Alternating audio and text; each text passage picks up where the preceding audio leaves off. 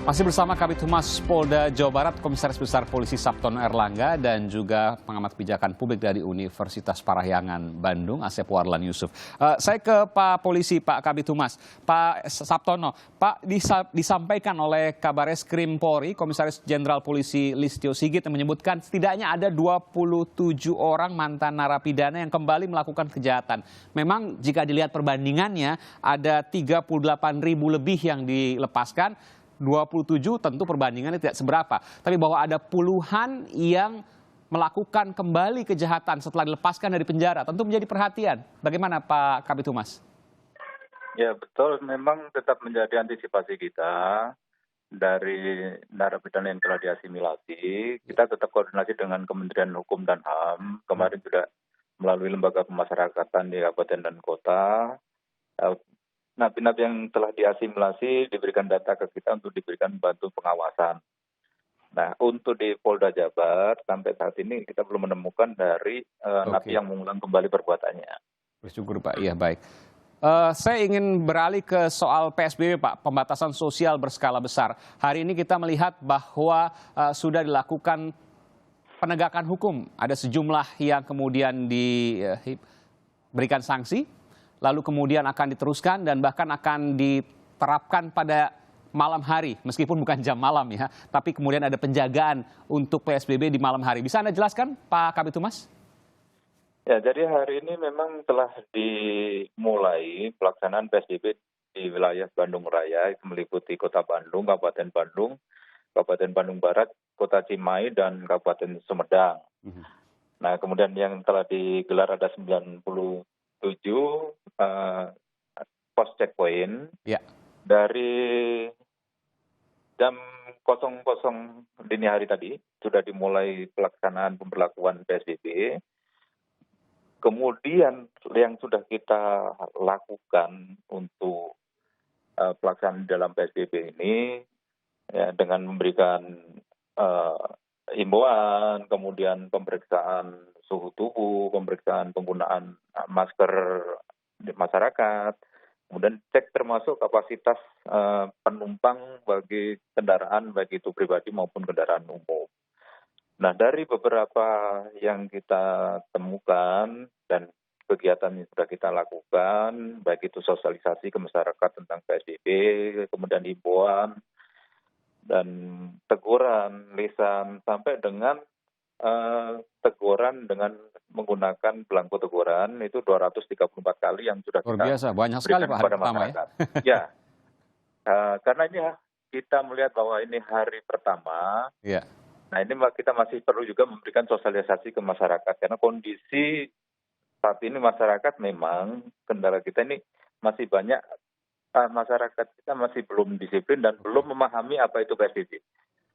Ya, sehingga kita terus-menerus akan memberikan sosialisasi terkait dengan PSBB. Jadi semua pelaksanaannya seperti yang sudah dilaksanakan di Jakarta, di Bogor, Depok, dan Bekasi?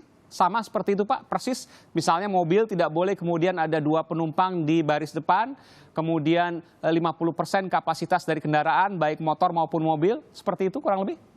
Ya, betul, sama. Jadi kita lakukan pemeriksaan itu di kendaraan pribadi, kalau ditemukan misalkan di depan berdua, ya kita tegur untuk dipindahkan ke belakang dan kapasitas tidak boleh lebih dari kapasitas yang disediakan. Nah, ini saya punya visual nih Pak. Bagaimana kalau seandainya memang di mobil itu penuh dan kan tidak mungkin kemudian untuk suruh keluar karena ada beberapa yang kemudian harus menggunakan kendaraan umum atau yang lain. Bagaimana kemudian ketika menemukan kondisi seperti itu?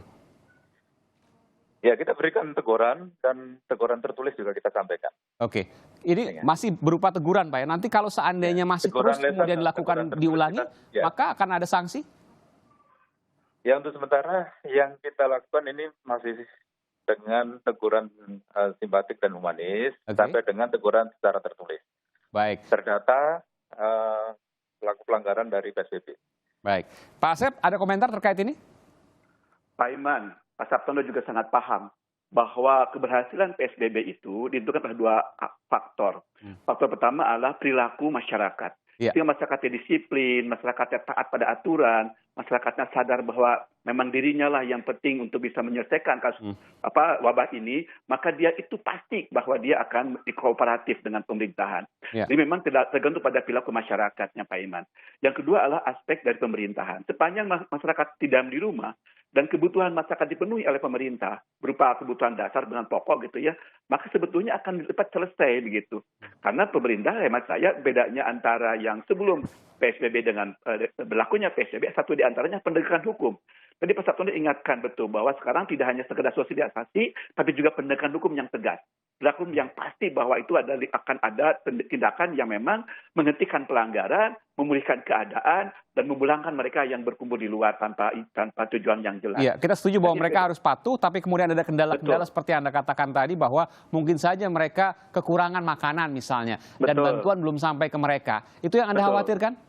Betul, tanggung jawab pemerintah itulah Pak Iman, ketika mereka dipaksa untuk diam di rumah, dengan berbagai macam protokol di rumah, cuci tangan, pakai masker, jaga kesehatan gitu ya, tapi juga kebutuhan pokok masyarakat gitu ya, itu juga pemerintah harus juga pikirkan. Dan itu memang kewajiban yang tidak bisa dihilangkan. Dan PSBB juga disebutkan dengan amat tegas eksplisit bahwa pemerintah wajib menyediakan kebutuhan pokok yang dibutuhkan oleh masyarakatnya. Dari hasil pengamatan Anda, Pak Asep, apakah masih banyak seperti yang Anda sampaikan tadi bahwa belum menguncur bantuan ke sejumlah warga yang memang seharusnya menerima?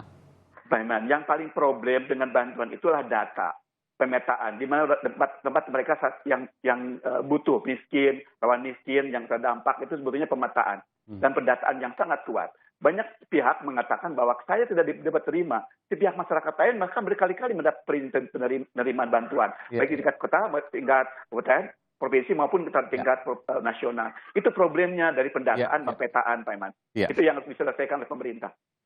Saya paham betul bahwa tidak mudah untuk mengatur menjadi petugas kepolisian saat ini, Pak, termasuk juga Dinas Perhubungan yang menjaga kepatuhan di PSBB ini. Bagaimana Pak polisi ketika menemukan misalnya ada sekelompok orang yang tetap harus beraktivitas karena ia mengatakan kalau saya tidak aktivitas maka saya tidak mendapatkan uang untuk makan.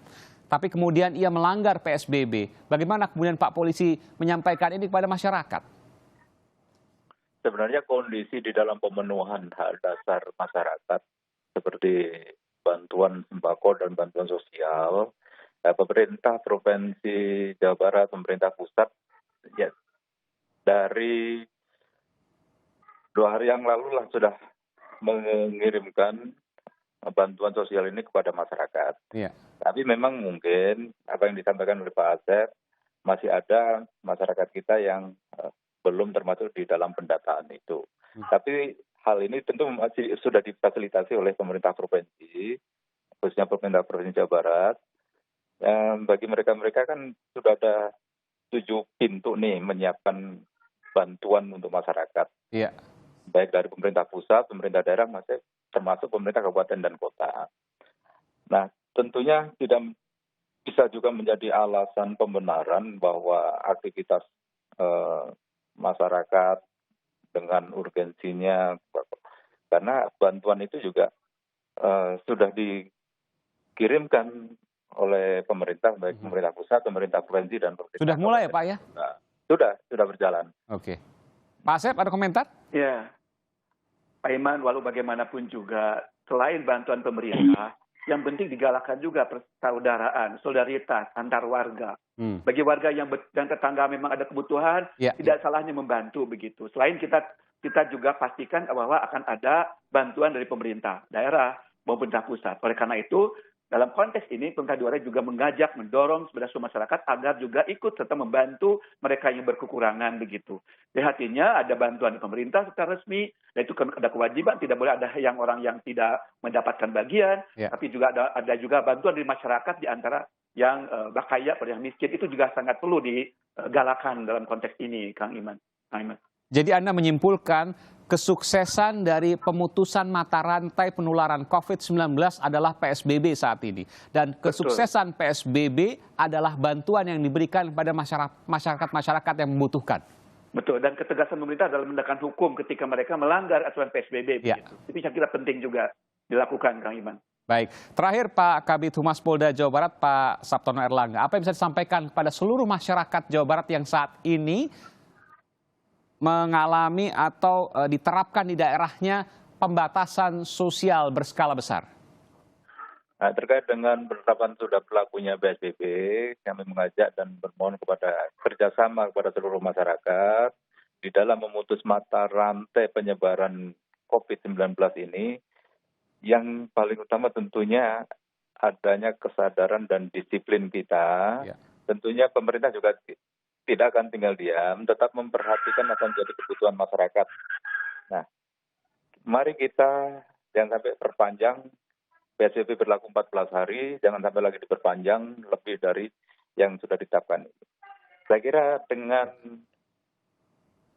kita standby di rumah, saya di rumah, ya selama 14 hari, akan hasilnya cukup signifikan di dalam penyebaran COVID-19. Baik, jadi ini targetnya 14 hari. Kalau bisa nggak usah ditambahin, begitu Pak ya? Ya, betul. Pak Asep, Anda yakin bahwa ini bisa selesai dengan 14 hari PSBB dan kemudian bisa berakibat positif bagi pemutusan mata rantai penularan COVID? Sangat tergantung, Kak Aiman. Sangat tergantung. Tergantung bagaimana pemerintah bisa menegakkan aturan yang tegas, gitu ya, aturan yang adil, aturan yang bisa memastikan masyarakat tidak berani lagi keluar rumah tanpa tujuan yang jelas. Seperti yang tadi Pak Sabtono sampaikan. Yang kedua, pastikan bahwa ketika mereka tidak keluar rumah itu, bantuan sosial, bantuan sembako itu harus benar tersedia. Jangan mereka dibantu dengan katakanlah dengan uang cash, tapi pada dasarnya tidak bisa belanja karena bantuan seperti belanja itu tidak bisa disediakan oleh pemerintah begitu. Nah, stok yang disediakan pemerintah wajib disediakan, terutama yang pokok. Untuk lain untuk listrik, untuk air gitu ya. Saya kira yang diperlukan adalah ketersediaan bahan untuk kepentingan keluarga, bahan untuk kepentingan rumah tangga. Saya kira dua hal itu saja dilakukan, disiplin, taat hukum, dan memenuhi kewajibannya, mudah-mudahan tidak diperpanjang 14 di lingkungan Jawa Barat ini. Mudah-mudahan kita berusaha. Dan mudah-mudahan ada angka yang signifikan yang mungkin menurun ya setelah 14 hari PSBB, terutama di Bandung Raya ini, karena sekarang di Bandung Raya baru diberlakukan hari pertama. Jadi kuncinya adalah penerapan sanksi yang tegas dan pemberian bantuan, kepastian pemberian bantuan kepada kelompok masyarakat yang membutuhkan. Baik, terima kasih Pak Asep Warlan Yusuf dari Universitas Parahyangan di Bandung, Jawa Barat, dan juga Komisaris Besar Polisi Sabtono Erlangga, Kabid Humas Polda Jawa Barat telah memberikan informasi di Sapa Indonesia.